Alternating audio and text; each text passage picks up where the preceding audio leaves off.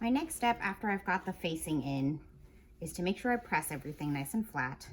And you'll notice that when I press this, I'm actually gonna be also pressing in the edge so that I don't have that raw edge.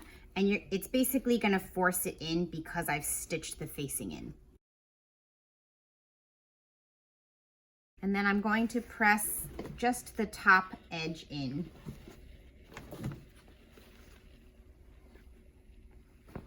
That leads to the facing. So it's already kind of pressed in about a 1/2 inch, which is what I want to keep.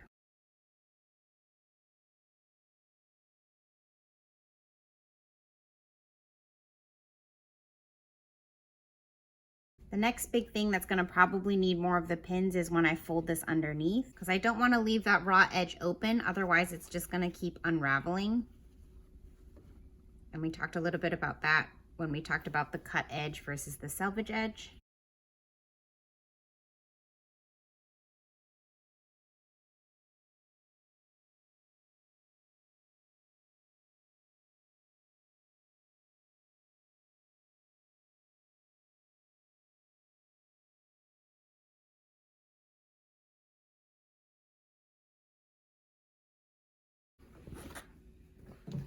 So you can see that on the outside, it's nice and clean.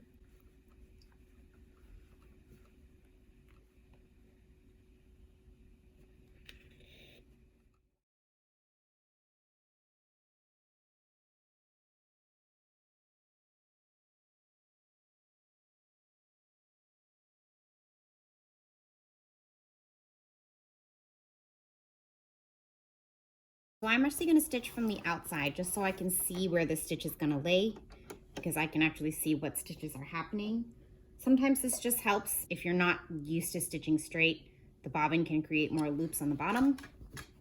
So I'm always going to back stitch.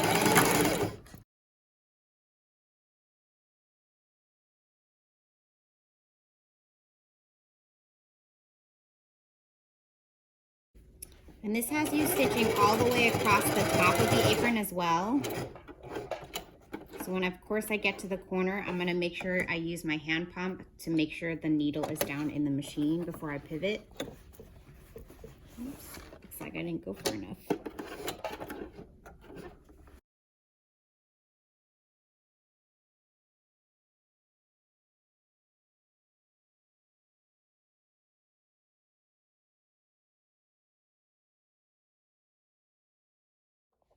So now you can see up close there's that stitch along the top and along the sides. They've also asked you to stitch along the back of the facing just to make sure it stays nice and secure and that it's not like flapping up like this. So easy enough.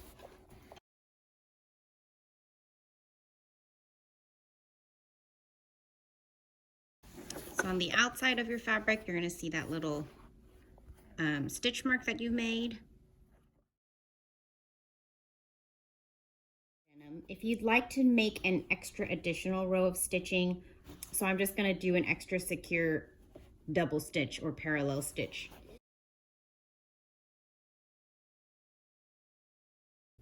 And I'm going to stop here because I don't need to go over the facing again.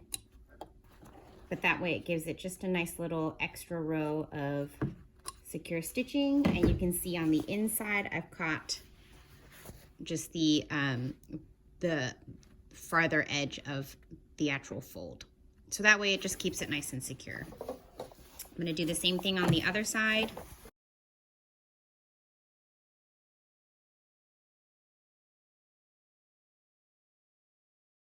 So there you have it. You've got that little double row of stitching all the way down. And on the other side as well. And again, I'm going to make sure to trim off all these little excess threads. But then you've got the top of your apron all ready to go.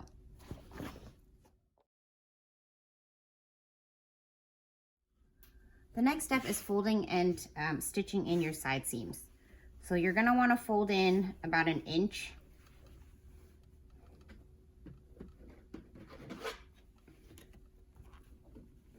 So you can see here, I'm going to fold in 1 inch on the sides. What the pattern has you do, or what the instruction has you do, is mark off an inch and pin it. The other thing you can do is take your ruler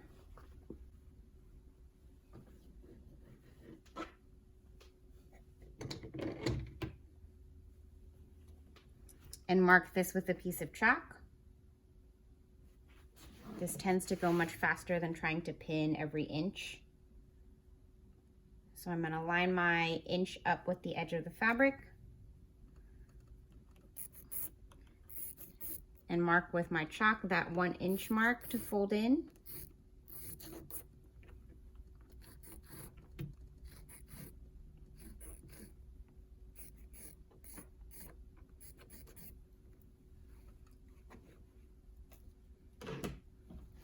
And notice you're going to do this on the side seams first, because this is the place where we can make that hem adjustable. If you want it shorter, this is the time to do it.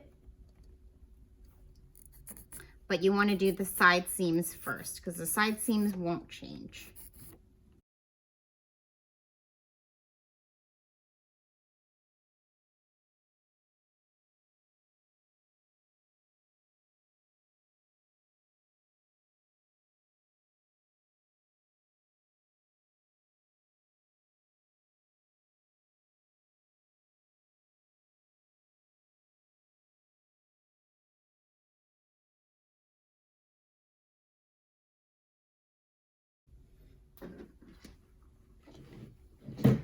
Now with the hems, you can choose to go 1 inch up as well, or you can choose to go up more than that. So let's say I want to do a shorter apron.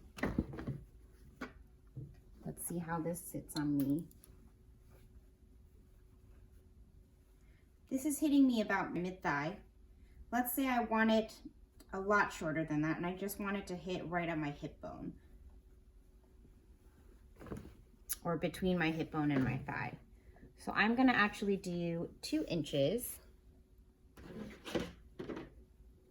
from the bottom.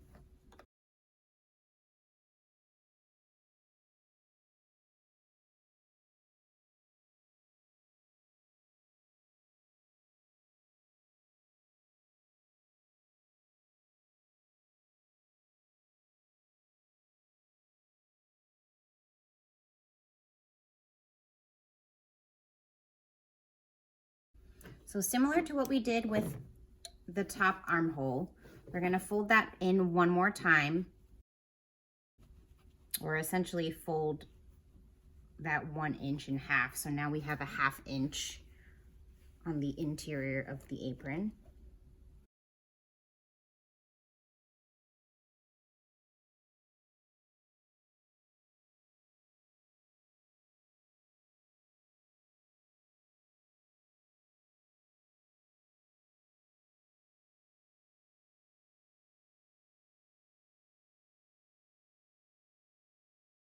So I'm folding my hem to about a 1/2 inch, because remember I have a 2 inch hem length originally. So folding that in half means I'm going to 1 inch.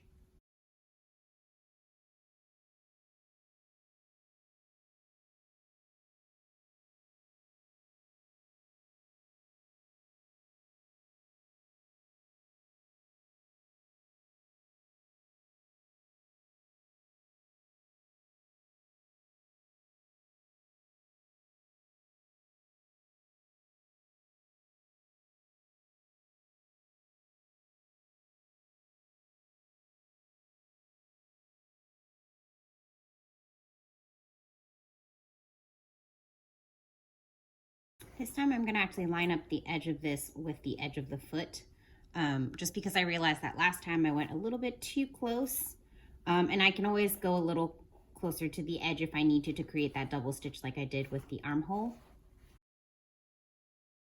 I know that I'm catching the fold underneath.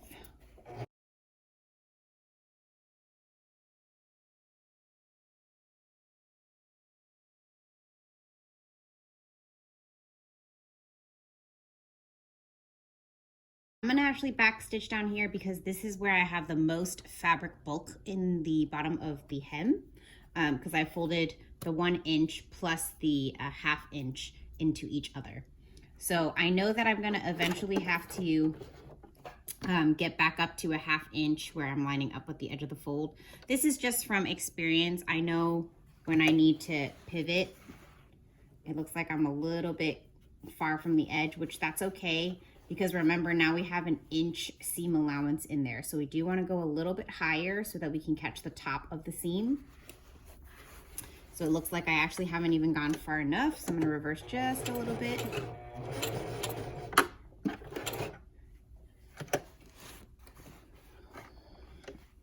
And if you guys can see that there's my folded edge underneath, that's how I'm able to sort of see where I'm going. In this case, it looks like I'm back to about the 5/8, it looks like the 6/8 inch mark. So this is a 3/4 inch mark. So that's gonna be my frame of measurement here. I'm gonna line that up with that edge, and that'll be my new sewing seam allowance here.